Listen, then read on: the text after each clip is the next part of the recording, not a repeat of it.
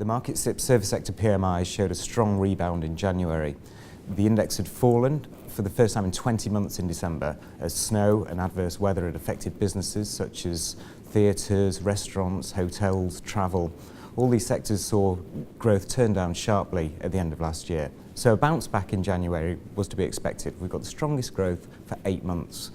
However, if we look across December and January as a whole, we see that the rate of growth is probably quite modest still. So we're looking at service sector contributing a GDP growth of around 0.2% to the economy. So weak growth, but nevertheless, it's still positive.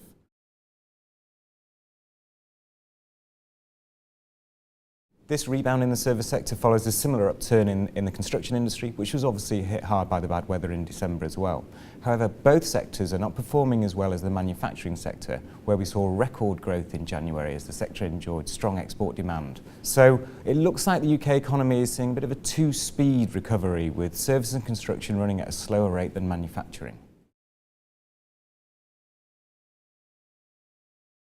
It's interesting to look at the employment situation as well, because the labour market figures show a stabler trend in recent months than these output numbers.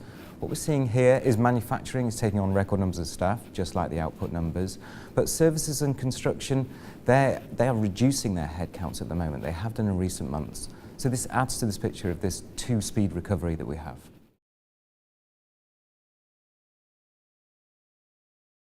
Taking all these three PMI surveys together gives us an indication that GDP is running at a rate of around 0.4% quarterly rate of growth, which is reasonable but not fantastic.